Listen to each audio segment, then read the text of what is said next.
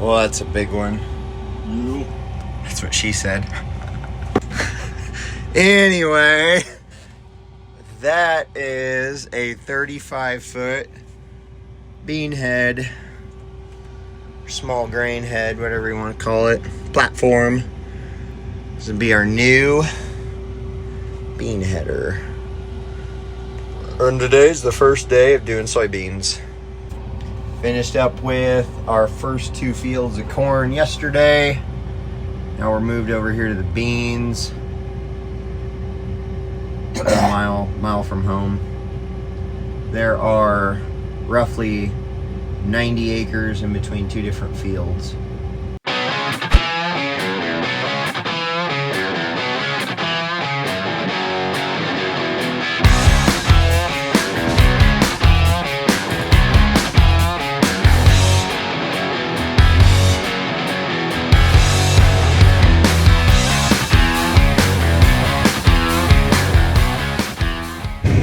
First time a fictor has been combining soybeans with a 35-foot head. How do you feel? Didn't like that grass. Should you move the reel out a little bit? Should you move the reel out a little bit?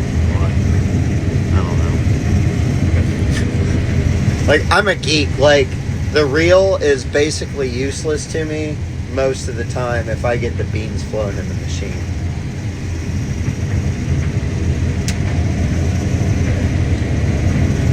It's probably a finger or something. A few moments later. We slugged the bean head once. Well, not the bean head. We slugged the feeder out. Had to take the header off. That's what that looks like. See it up there too. I wouldn't recommend it. One of those experiments to see, well, how's it do? Like I said, I wouldn't recommend it. We got the neighbor and distant relatives, his backup combine that he's gonna let us rent the time to do the terrace channels with his combine, which we're very, very excited and very thankful for. Anyway, I'm gonna get in the grain cart here and see what the story is. I got no radio. I got no radio.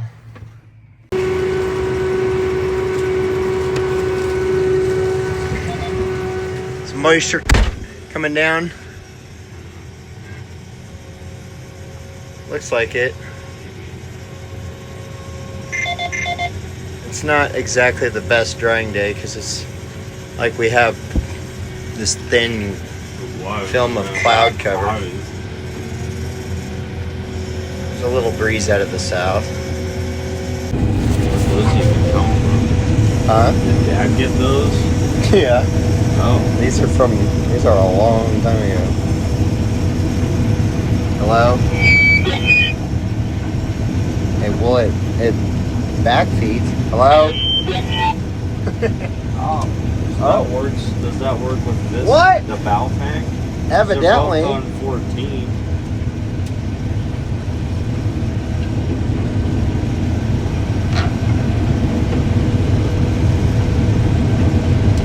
Jeremiah smells. Dang. Wow, Midland to Baofeng, or Baofeng to Midland. Who would have thought? We have bought such cheapo walkie-talkies over the years, like these Baofeng things from like bum freaking Taiwan or the Vietnam or something like that. Evidently they operate on normal walkie-talkie radio waves. So we bought some cheapo ones like ONN, Walmart Korean brand or whatever, when we were in Yellowstone, and like they worked with themselves, but they didn't work with anything else. You radio guys, you could probably all explain that to me, but I don't get it. Anyway, Midland, very traditional, reputable brand. Baofeng, reputable amongst Amazon cheapskates. Does work. So there you go. Hey, we have 3 walkie-talkies now. That's amazing. Sorry your yields aren't doing very well. I would suspect it's better than what that average says, though. I ain't gonna be better once you do it. Yeah.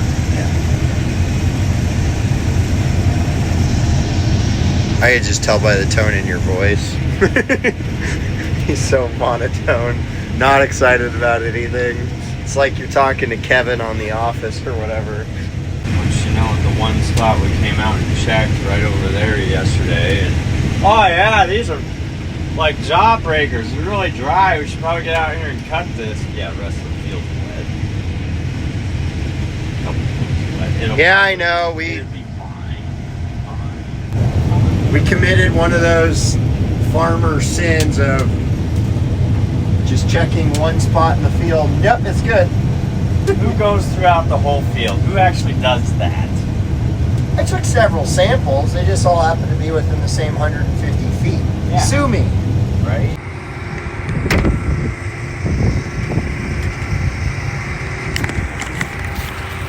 Okay, so that's our soybean adventure for the first day of the year on soybeans.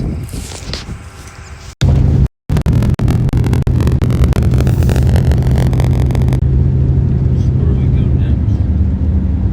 Well, we got to go check out this corn here because we made way too many knee-jerk reaction decisions. The beans aren't ready. Beans are stupid. Corn is king and it's awesome. Don't go see if your beans are ready at like 8 o'clock at night when the sun has just gone down, because you can't see all the yellow leaves that are still on them. You can't see the green stems or near as many of them. It's just, soybeans are stupid. Soybeans suck. Soybeans suck.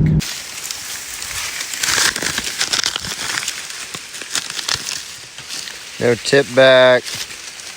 Not big ears though. There's some tip back there. A little bit of rot. That's great. Tip back.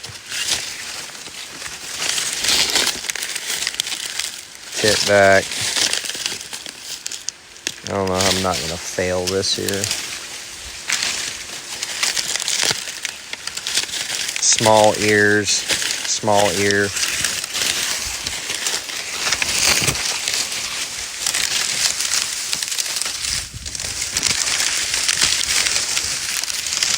This stuff sucks. Only thing I could see is there might be less damage in it. Whatever moron talked us into all this short season corn stuff. Not doing it again. I think yield, I don't know why. Well, okay. I had a Brevant number. No, that was 65.95 behind my house 2 years ago. But there was some Brevant out there, and the field did like 235. That's the thing. We've had just the perfect amount of rain when it was needed. So it didn't, like, we didn't have a little micro drought going on while we were pollinating or tasseling or whatever. And, you know, we're used to minimum 220. Yep. And we're like right at 200 at best right now. Granted, these numbers are all on shorter varieties, but like if I do anything that's 112 next year, it's going to be on one field. I'll I'll just wait. I don't know. Maybe this is like one of the, it's just a weird year. It's always a weird year. Try not to freak out about it.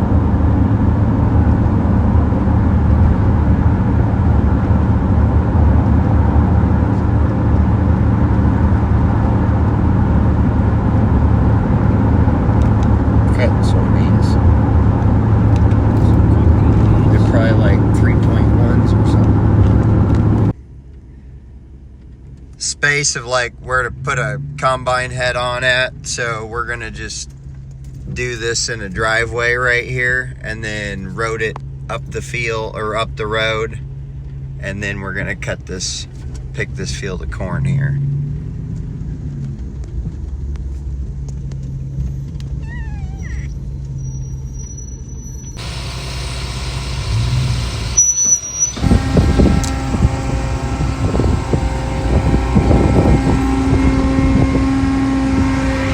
Nobody's coming.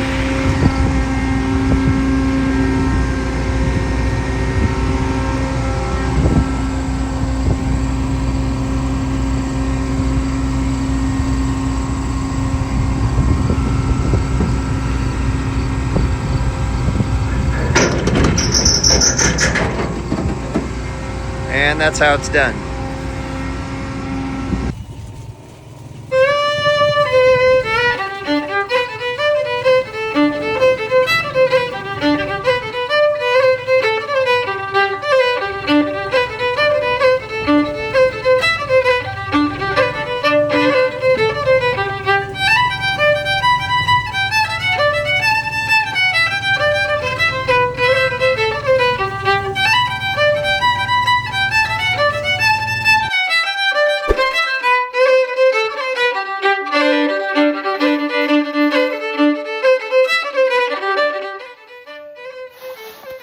Gonna pretend I didn't see that and go back to the combine.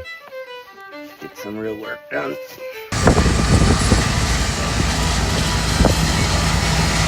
So we're back here after 3 days of combining corn.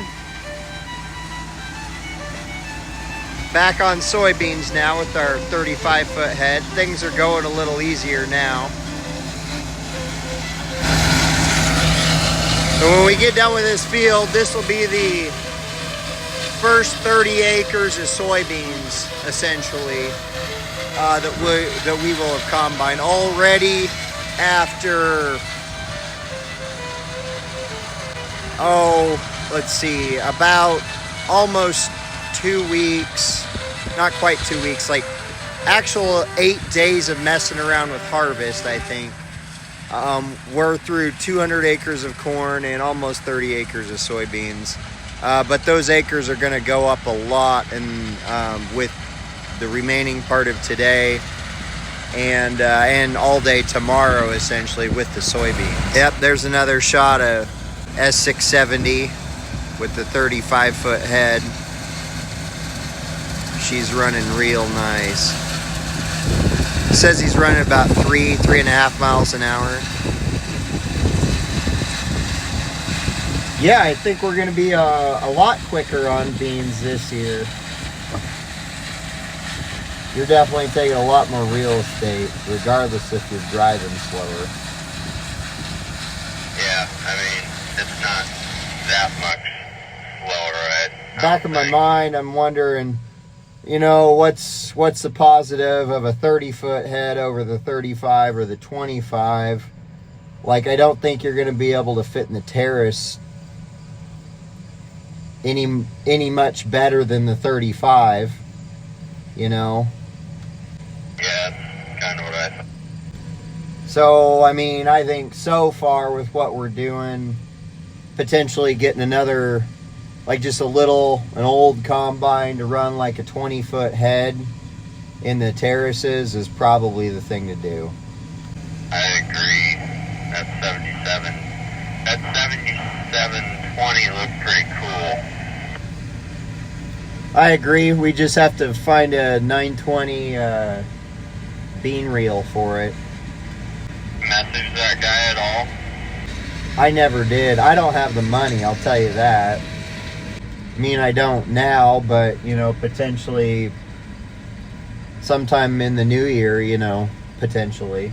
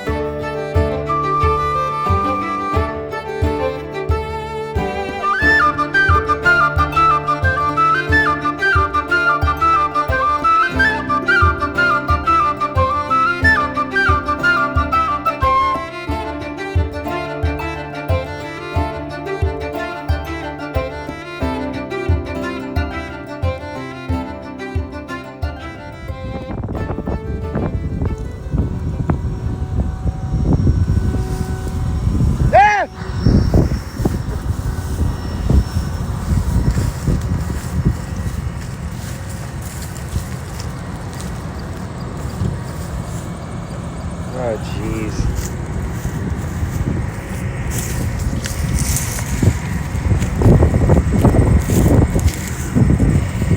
Like,